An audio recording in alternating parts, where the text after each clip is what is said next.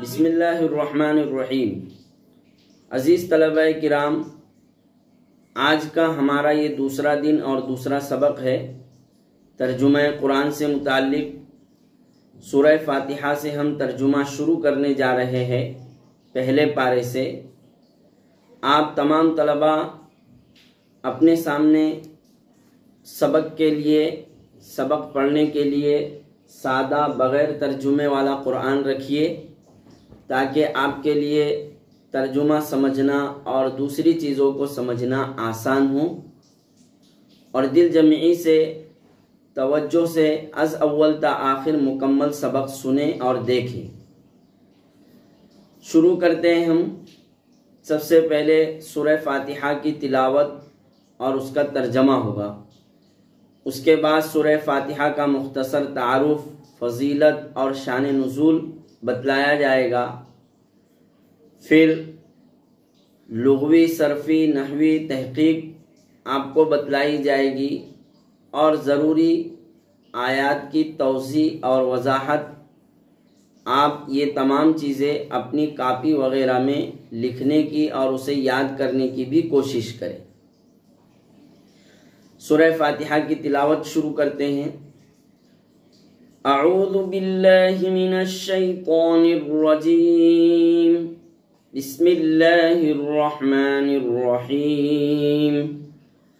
الحمد للہ رب العالمین، الرحمن الرحیم، مالک یوم الدین، إياك نعبد وإياك نستعين، اهدنا الصراط المستقيم، صراط الذين أنعمت عليهم غير المغضوب عليهم ولا الضالين۔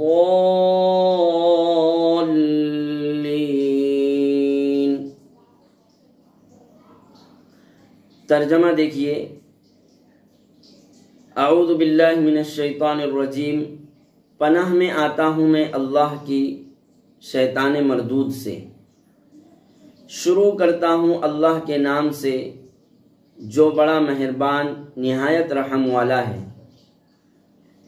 الحمدللہ رب العالمین، تمام تعریفیں اللہ تعالیٰ کے لیے ہے جو پروردگار ہے سارے عالم کے، جو بڑے مہربان نہایت رحم والے ہیں، جو مالک ہے روز جزا کے۔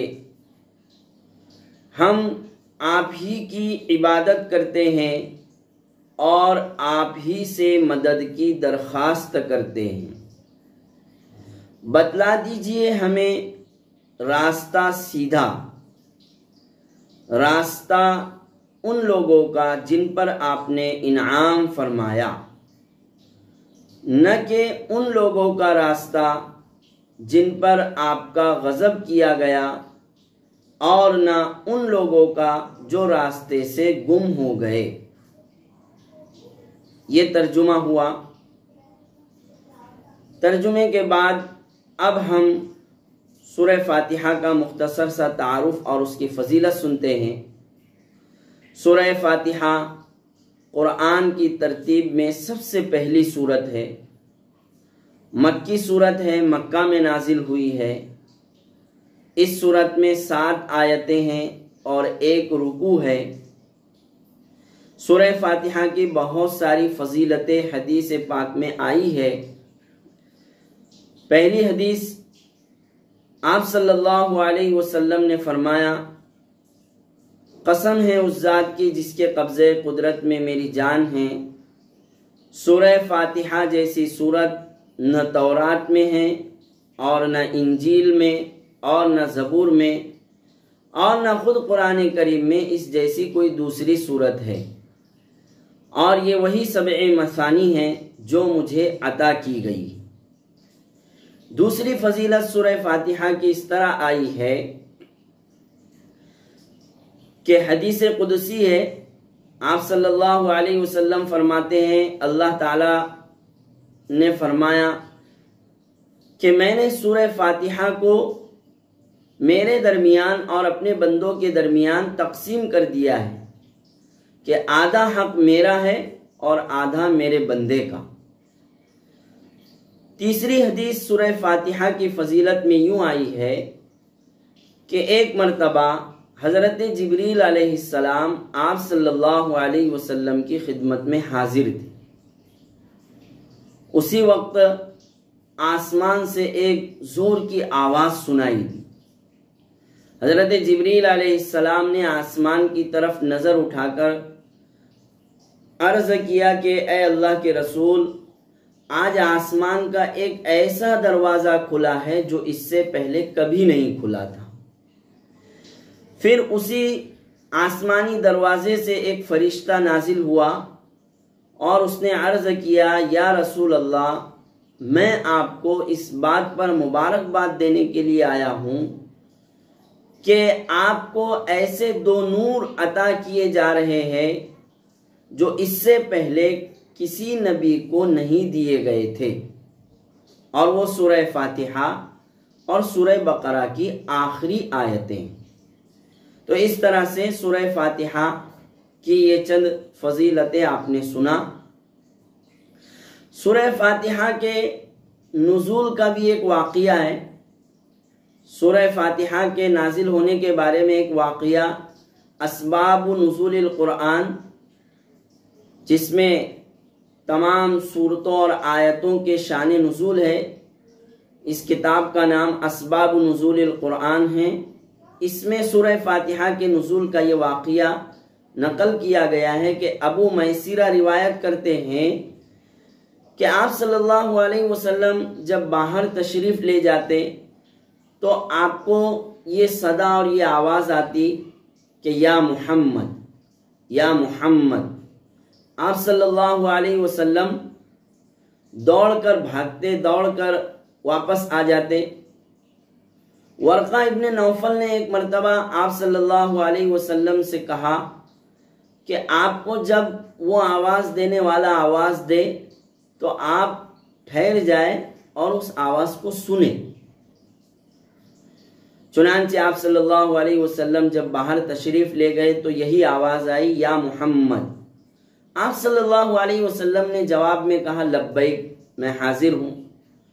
تو صدا اور آواز دینے والے نے کہا، اشہد ان لا الہ الا اللہ واشہد ان محمد رسول اللہ صلی اللہ علیہ وسلم۔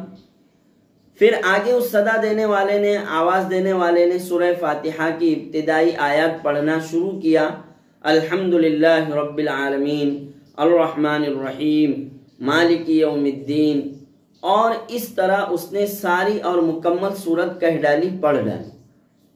اس طرح یہ واقعہ نقل کیا گیا ہے۔ اب سورہ فاتحہ میں جو کلمات آئے ہیں، جو الفاظ آئے ہیں، ہم ان کی لغوی صرفی تحقیق دیکھتے ہیں، وجوہ اعراب بھی دیکھتے ہیں، اور اسی طرح چند کلمات کے مترادفات بھی دیکھتے ہیں۔ تو دیکھیے، الحمدللہ رب العالمین، الحمد میں الف لام استغراقی ہے۔ تمام تعریفیں اس کا ترجمہ اسی لیے ہوا ہے، اس لیے کہ الف لام استغراقی ہے۔ حمد مصدر ہے باب سمیع یسمع کا، حمد مصدر ہے باب سمیع یسمع کا، حمید یحمد حمدن، تعریف کرنا۔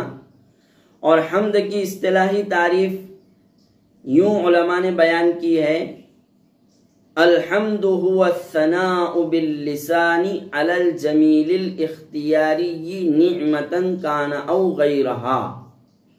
الحمد هو الثناء باللسان على الجميل الاختياري نعمة كان أو غيرها، کہ حمد کہتے ہیں زبان سے اختیاری خوبی پر تعریف کرنا، نعمت کے بدلے ہو یا نہ ہو، حمد کی اصطلاحی تعریف۔ الحمد کا اعراب، الحمد مرفوع ہے، حالت رفعی میں ہے، اس لیے کہ وہ مبتدا واقع ہے۔ للہ، لام حرف جر، اللہ ہی مجرور ہے، حالت جری میں ہے۔ لفظ اللہ یہ اللہ تعالیٰ کا ذاتی نام ہے، اللہ کے علاوہ کسی کے لیے اس کا استعمال جائز نہیں۔ اللہ الہ سے مشتق ہے، سچا معبود، حقیقی معبود، اور پھر بعد میں لفظ اللہ یہ علم ہو گیا اس ذات کا جو واجب الوجود ہے، جو ہمیشہ ہمیشہ رہنے والی ہے، اللہ۔ اس کے بعد ہے لفظ العالمین۔ العالمین جمع مذکر سالم ہے، حالت جری میں ہے، اس لیے کہ جمع مذکر سالم کا اعراب حالت جری میں یا ما قبل مکسور ہوتا ہے۔ العالمین تمام عالم، سارے عالم، مجموعہ مخلوقات، مخلوقات کا مجموعہ، لیکن یہاں پر مخلوقات کی الگ الگ جنس مراد ہے، الگ الگ جنس مراد ہے، جیسے عالم انسان، عالم جن، عالم ملائکہ، عالم پرند چرند وغیرہ۔ رب العالمین یہ دونوں مل کر ترکیب اضافی ہے، مرکب اضافی ہے، اور لفظ رب یہ صرف لفظ رب مفرد اور مطلق کسی اللہ کے علاوہ کسی دوسرے کے لیے استعمال کرنا جائز نہیں ہے۔ ہاں، اضافت کے ساتھ کسی دوسرے کے لیے اس کا استعمال جائز ہے، اضافت کے ساتھ، جیسے رب المال، رب السلم وغیرہ وغیرہ۔ ربی اور العالمین، ربی جو مجرور ہے، ربی یہ اللہ کی صفت ہے، ترکیب میں صفت واقع ہے، اسی لیے یہاں یہ مجرور ہے۔ اور ربن کی جمع ارباب آتی ہے، ربن کی جمع ارباب آتی ہے۔ ربن کو بعض حضرات نے صفت مشبہ بھی کہا ہے۔ الرحمن الرحیم، بڑے مہربان، نہایت رحم والے۔ الرحمن اور الرحیم یہ دونوں مبالغے کے صیغے، دونوں مبالغے کے صیغے ہیں۔ الرحمن بروزن فعلان، باب سمیع یسمع سے، رحیم یرحم رحمتن، باب سمیع یسمع سے، فعلان کے وزن پر رحمان مبالغے کا صیغہ ہے، اور رحیم یہ بھی باب سمیع یسمع سے فعیل کے وزن پر مبالغے کا صیغہ ہے۔ دونوں مترادف الفاظ ہیں۔ مترادف الفاظ اور کلمات کہتے ہیں کہ بہت سارے الفاظ ہو، بہت سارے کلمات ہو، لیکن ان سب کا معنی ایک، ان سب کا معنی ایک ہو، البتہ تمام الفاظ کے معنی میں کچھ تھوڑا تھوڑا فرق ہو، کچھ تھوڑا سا فرق ہو۔ یہاں دیکھیے ہم الرحمن اور الرحیم دونوں کا معنی رحم اور مہربانی، لیکن رحمان کے معنی میں مبالغہ زیادہ ہے رحیم کے بنسبت، رحمان کے معنی رحمت میں مبالغہ زیادہ ہے رحیم کے بنسبت، تو یہ دونوں مترادف کلمات ہیں۔ الرحمن الرحیم کا اعراب یہ دونوں بھی مجرور ہے، حالت جری میں ہے، اس لیے کہ یہ بھی لفظ اللہ کی صفت واقع ہے، صفت واقع ہے۔ مالک یوم الدین، مالک باب ضرب یضرب سے اس میں صفت ہے، باب ضرب یضرب سے اس میں صفت ہے، مجرور ہے، حالت جری میں ہے، بدل واقع ہے، لفظ اللہ سے بدل واقع ہے، اس لیے مجرور ہے۔ یوم الدین مضاف مضاف الیہ ہے، یوم کی جمع ایام، اور الدین دین کی جمع ادیان، دین کی جمع ادیان۔ یوم الدین سے مراد روز جزا، بدلے کا دن، قیامت کا دن، حساب کا دن مراد ہے۔ مالک یوم الدین جو مالک ہے روز جزا کے۔ ایاک نعبد و ایاک نستعین، ہم آپ ہی کی عبادت کرتے ہیں اور آپ ہی سے مدد کی درخواست کرتے ہیں۔ ایاک ضمیر منصوب منفصل ہے، ضمیر منصوب منفصل ہے، حالت نصبی میں ہے، اس لیے کہ نعبدو فعل مضارع سے مفعول بہ مقدم ہے، مفعول بہ مقدم ہے، یہ مفعول بہ مقدم ہے، اس لیے اس کے مقدم ہونے کی وجہ سے یہاں ترجمہ حصر کے ساتھ ہو رہا ہے۔ حصر کے ساتھ مطلب ہم آپ ہی کی عبادت کرتے ہیں، یہ حصر ہے۔ تو مقدم ہونے کی وجہ سے ایاکا کے مقدم ہونے کی وجہ سے یہ حصر کا ترجمہ ہو رہا ہے۔ نعبدو فعل مضارع، صیغہ جمع متکلم فعل مضارع ہے، باب نصر ینصر سے، عبد یعبدو عبدا و عبادتا۔ نعبدو عبادت کی تعریف اقصى غایت الخضوع والتذلل، اقصى غایت الخضوع والتذلل، عبادت کی اصطلاحی تعریف۔ وَإِيَّاكَ نَسْتَعِينُ، دوسرا ایاکا بھی ضمیر منصوب منفصل، ضمیر منصوب منفصل حالت نصبی میں نستعین سے مفعول بہ مقدم واقع ہے، مفعول بہ مقدم واقع ہے۔